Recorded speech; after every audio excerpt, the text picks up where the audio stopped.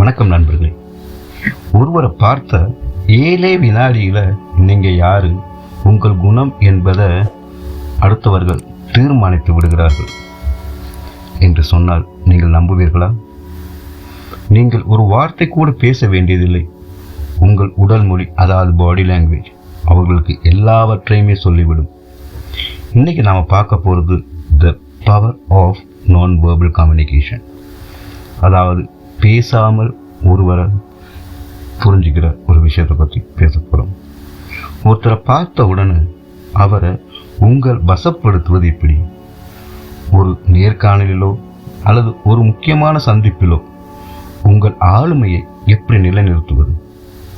புதிதாக ஒருத்தரை சந்திக்கிறீங்க, அது உங்களுக்கு பிடித்த நபரோ பிடிக்காத நபரோ, பார்க்குற ஒருத்தரை எப்படி நீ பார்த்த உடனேயே இம்ப்ரெஸ் பண்ணுறது அப்படிங்கிற சைக்காலஜிக்கல் விஷயத்தை பற்றி தான் இந்த காணொலியில் பார்க்க போகிறோம். மற்றவங்க மனசை எப்படி வெல்லுறது, அவங்களோட மைண்டை எப்படி கண்ட்ரோல் பண்ணுறதுங்கிறத இந்த காணொலியில் தெளிவாக பார்க்க போகிறோம். வாங்க வரவங்களே, சப்ஸ்கிரைப் செய்துடுவாங்க, நாம் தெளிவாக பார்க்கலாம்.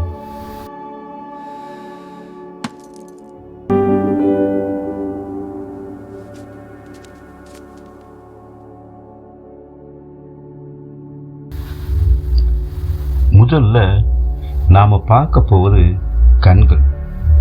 கண்கள் கண்ணாடி மாதிரி அப்படின்னு சொல்லுவாங்க. ஆனால் உளவியலில் கண்கள் ஒரு கண்ட்ரோல் டூல், அனைத்தையும் வசப்படுத்தக்கூடிய கட்டுப்படுத்தக்கூடிய ஒரு கருவிதான் கண்கள். Direct eye contact.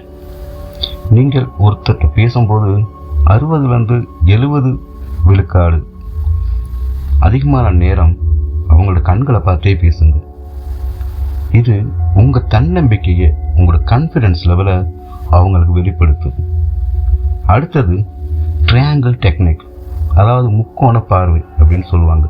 அது எப்படின்னு சொன்னால், ஒருத்தரை சங்கடப்படுத்தக்கூடாது உங்களோட பார்வை. ஒருத்தர் முறைச்சி வெறிச்சு பார்க்குற மாதிரி இருக்கக்கூடாது. ஒருத்தர் சங்கடப்படுத்தாமல் பார்க்கணும். அதுக்கு ஒரு வழி இருக்குது. முதல்ல இடது கண்ணை பாருங்கள், கூலாக பாருங்கள். அடுத்தது அவங்களோட வலது கண்ணை பாருங்கள். பிறகு அவங்களோட வாயை கவனிங்க. இப்படியே முக்கோண வடிவில் உங்கள் பார்வையை சுழற்றி பாருங்கள். எதில் இருக்கவங்க தப்பாக நினைக்காத வண்ணம் உங்கள் பார்வை இருக்கட்டும். முறைச்சி பார்க்காம, வெறிச்சு பார்க்காம உங்களோட பார்வையை அப்படியே ஒரு முக்கோணமாக பாருங்கள். இது ஒரு இணக்கமான சூழ்நிலையை உங்களுக்கும் எதிரில் உள்ளவங்களுக்கும் ஏற்படுத்தும்.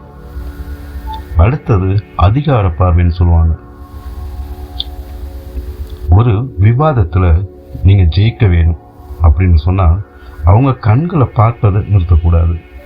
நீங்கள் ஒரு ஆர்கியூ பண்ணுறீங்கன்னா அவங்களோட கண் பார்வையிலேருந்து அவங்களோட கண்ணும் உங்களோட கண்ணும் ஒரே கான்டாக்டில் இருக்கணும்.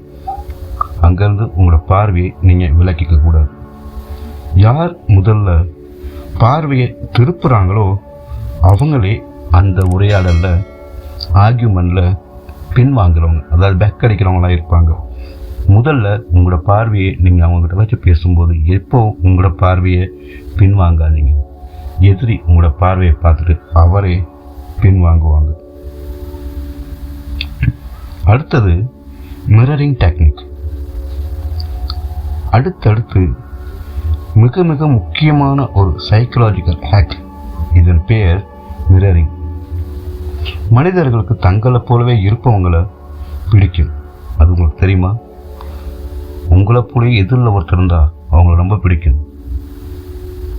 அதுக்கு என்ன செய்யணும்? நீங்கள் யாரிடம் பேசுகிறீங்களோ அவங்களோட உடல் அசைவுகளை நுணுக்கமாக பிரதிபலிக்கணும். அவங்க என்னெல்லாம் ஆக்ஷன் பண்ணுறாங்களோ நீங்கள் அதை அப்படியே ரீக்ரியேட் பண்ணணும்.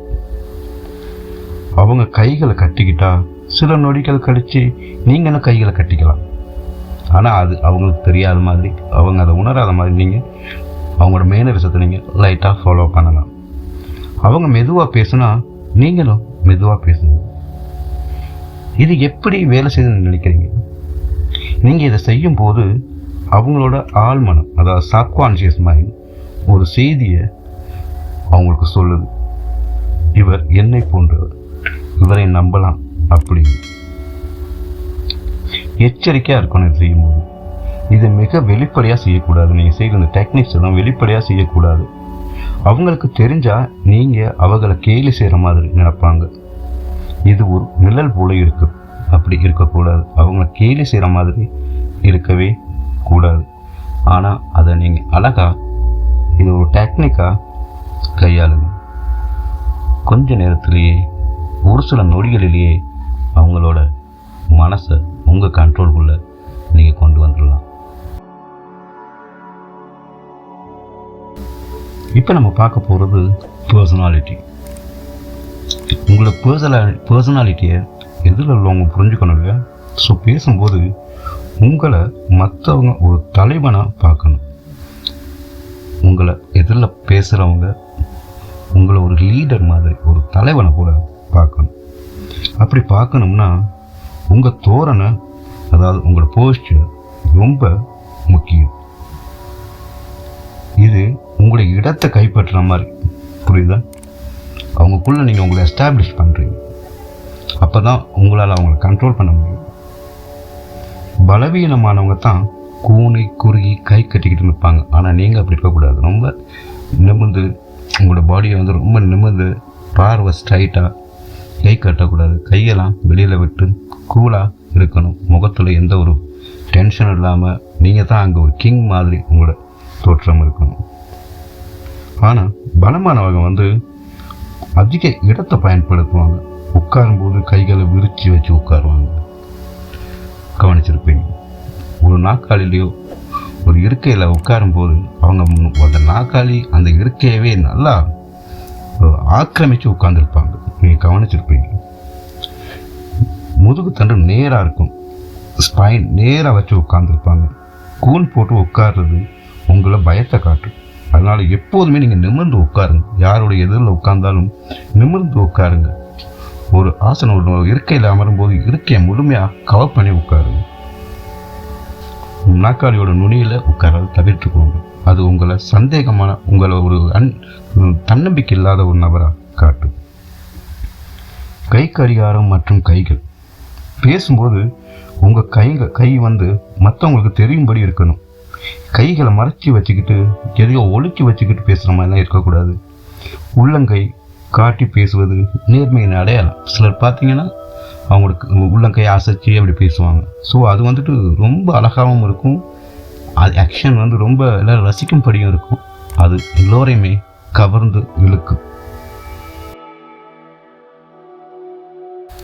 இன்னைக்கு நாம் உங்களுக்கு சொன்ன விஷயங்களை நீங்கள் நாளைக்கு இதை டெஸ்ட் பண்ணி பார்க்கலாம். உங்களுக்கு இப்போவே யாராவது எதில் சந்திச்சா கூட அவங்கள்ட்ட நீங்கள் இதை சோதிச்சு பார்க்கலாம். நீங்கள் சந்திக்கிற ஒருத்தர்கிட்ட முதல் 5 வினாடிகள் தொடர்ந்து அவங்க கண் தொடர்புடைய இருங்க. ஐ கான்டாக்டில் இருங்க. முதல்ல ஒருத்தர் சந்திக்கிறீங்க, பேசுகிறீங்கன்னா ஜஸ்ட் அவங்களோட கண்களை பாருங்கள். அந்த கண்களை பார்த்து பேசுங்க. அவங்களோட பேசும் போது வேகத்தை பிரதிபலிக்க முயற்சி பண்ணுங்கள். அதாவது அவங்களோட வேகத்துக்கே நீங்கள் பேசுங்க.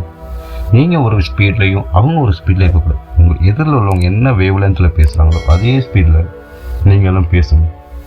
பேசிட்டு என்ன மாற்றம் நடக்குது அப்படிங்கிறத நீங்களே கவனிங்க. உங்கள் வார்த்தைகளை விட உங்கள் உடல் அதிகம் சக்தி வாய்ந்தது. அது ரொம்ப கவனம். நீங்கள் எப்படி நிற்கிறீங்க, அவங்கள எப்படி பார்க்குறீங்க, அது ரொம்ப முக்கியம். உங்களோட குரல் எந்த அளவுக்கு அவங்களோட ரிதமாக இருக்குது, இதை நீங்கள் ரொம்ப ட்ரை பண்ணி பாருங்கள். நாளைக்கே ஒரு சொல்ல பயன்படுத்தி பாருங்கள்.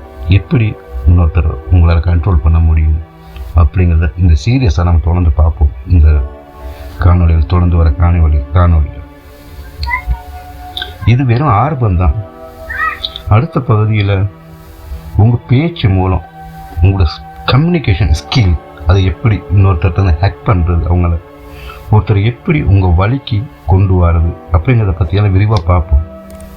இந்த வீடியோ உங்களுக்கு பிடிச்சிருக்குன்னு நினைக்கிறோம். தொடர்ந்து எங்களுக்கு சப்ஸ்கிரைப் செய்து எங்களோட இணைஞ்சிருக்கு. மேலும் உங்களோட ஃப்ரெண்ட்ஸ் கூட ஷேர் பண்ணிக்கோங்க. அடுத்த 2வது பகுதியில் உங்களை சந்திக்கிறேன். அது ரொம்ப இன்ட்ரெஸ்டிங்காக இருக்குங்கிறது எங்களுடைய எதிர்பார்ப்பு. நன்றி.